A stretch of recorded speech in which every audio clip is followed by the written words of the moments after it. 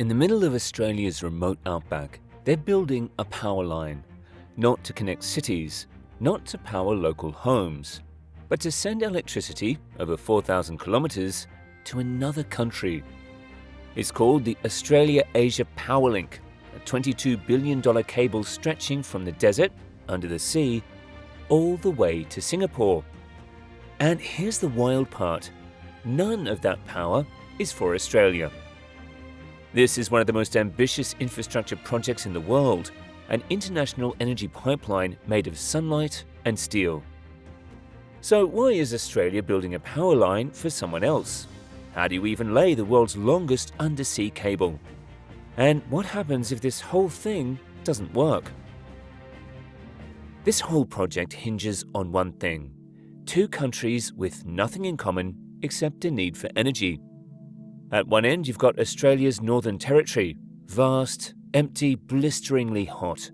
A place where the sun beats down all year and there's more open land than people. At the other, Singapore, a hyper-dense island smaller than New York City where nearly 6 million people live in just 719 square kilometres. It's one of the most crowded places on Earth and has almost no room to generate its own power. This contrast is the foundation of the entire plan. One country has sunlight, space, and the ability to produce more energy than it could ever use. The other has demand, but no land to meet it. So rather than build more gas plants or nuclear stations, Singapore is looking outward. And Australia? It's about to become an energy exporter, not by ship or pipeline, but by cable. A cable that will stretch 4,300 kilometres from the Red Desert all the way to Southeast Asia, across remote terrain, through ocean trenches, past tectonic fault lines. It's the longest undersea power cable ever attempted, and it's only just the beginning. But how do you actually generate that much energy in the middle of nowhere? You start with sunlight and a lot of land. If you zoom out far enough over the Australian outback, you'll see it. A patch of desert nearly twice the size of Manhattan, covered in solar panels. This is where the journey starts. It's called the Berkeley Solar Precinct. Spanning over 12,000 hectares, it's one of the largest solar farm sites ever attempted. Enough panels to generate 6 gigawatts of electricity, far more than any single Australian city actually needs. But that wasn't always the plan. When the project was first announced, it aimed even higher, with projections of up to 20 gigawatts, making it the largest solar energy development in history. After a major restructuring in 2023, the vision was scaled back. But at 6 gigawatts, it still ranks among the largest solar farms in the world, and it's just one part of the system. To make the power exportable, the site will include a massive battery installation, storing up to 42 gigawatt-hours of electricity. That's more than 150 times larger than the Hornsdale battery in South Australia, and enough to keep power flowing day and night. But this energy isn't going into the national grid, it's going straight into the cable. And it's all being built in one of the most remote places in the country.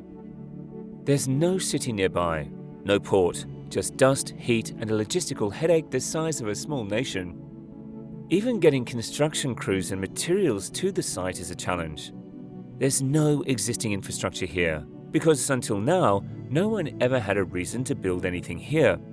But now, this empty patch of land is being transformed into the launch pad for a power line like no other. Because once the solar energy is captured and stored, it still has 4,300 kilometers to go. And this is where the real challenge begins. Because sending electricity across a continent is one thing.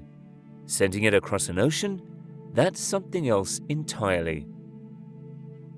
Capturing the energy is one thing, but delivering it across open ocean, over tectonic fault lines, through some of the most remote seabeds on Earth is a different challenge entirely. The cable that makes it possible will run from Darwin, on Australia's northern coast, all the way to Singapore. 4,300 kilometres of high-voltage direct current, or HVDC, buried beneath the sea. To put that in perspective, it's longer than the distance from London to Cairo, and when complete, it'll be the longest undersea power cable ever built. At each end, massive converter stations will transform electricity from alternating to direct current and back again, essential for long-distance transmission at high efficiency.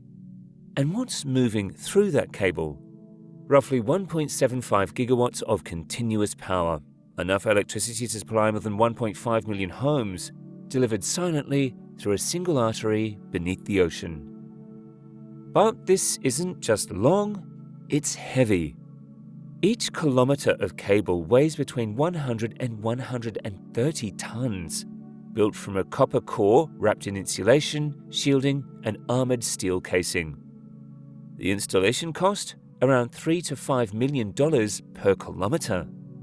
Multiply that by 4,300 and you get a sense of just how enormous this infrastructure really is. And laying it down is no simple task. Sections of the cable will be buried beneath the sea floor. Others will be placed in pre-cut trenches, carefully routed to avoid seafloor ridges, shipping lanes, and environmental hazards. The job falls to a handful of specialized ships, vessels like Prysmian's Leonardo da Vinci or Nexon's Aurora, capable of deploying and steering hundreds of tons of live cable with precision in deep water. A single fault, whether from a dragging anchor, a trawling net, or even a deep-sea landslide, could knock out the entire connection. And fixing it? That's where it gets tricky. Repair crews must locate the damaged section, retrieve it from the ocean floor, perform repairs on deck, and relay it with precision. That process can take weeks, especially in hostile conditions. To prevent disaster, the cable includes embedded fiber optics, constantly feeding back diagnostics and performance data to land-based stations. It's not just a cable, it's a live wire of information and electricity running under the sea. And it has to withstand more than just wear and tear. Engineers also have to design for seismic zones, shifting seabeds, and sensitive marine ecosystems, each of which could derail the project mid-build or mid-operation. But this isn't just an engineering project, it's a geopolitical tightrope. The route crosses multiple jurisdictions, including Indonesia's exclusive economic zone, which means the team needs diplomatic clearances, environmental approvals, and multi-country coordination just to put the cable on the map. This isn't just long, it's fragile, political, and incredibly expensive. But without it, the entire vision collapses. So who came up with this idea? And why are billions of dollars being poured into a cable to power another country? In early 2023, Sun Cable, the company behind the Australia-Asia Power Link, collapsed into voluntary administration. It wasn't an engineering fail, it was a clash of visions. The project had gained backing from two of Australia's most high-profile billionaires, Andrew Forrest and Mike Cannon-Brookes.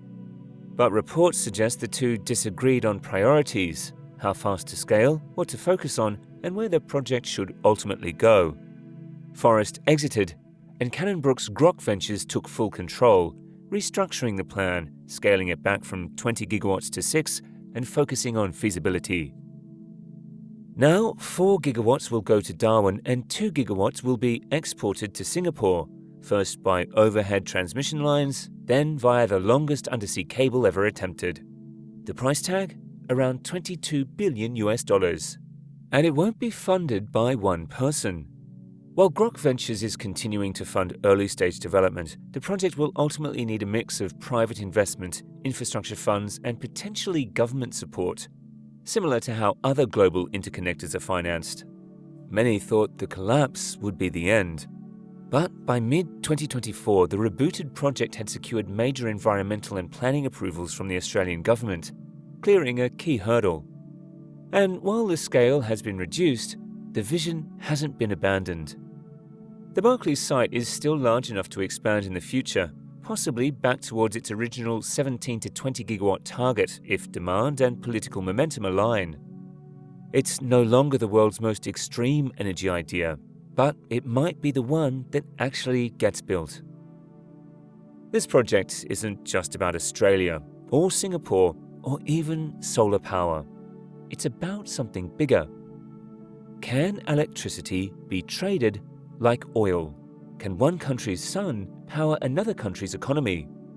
If the Australia-Asia Power Link succeeds, it could signal a new era of global infrastructure, where energy moves quietly across borders, not by ship or pipeline, but through invisible lines under the sea. Other countries are watching closely. The UK is planning to import solar from Morocco. India is exploring links to the Middle East, and for the first time, clean energy isn't just a local issue, it's becoming international. This project still has a long way to go. The cable hasn't been built, the funding isn't locked, and some critics still doubt it will ever happen. But if it does, it could change the way the world thinks about energy, not as something we burn, but as something we share. Thanks for watching. This project raises a big question. Should countries build billion-dollar infrastructure not for themselves, but for someone else? Is that smart strategy or a risky bet? Let us know what you think in the comments. And if you want more stories about megabuilds that are changing the world, don't forget to like and subscribe. We've got more coming soon.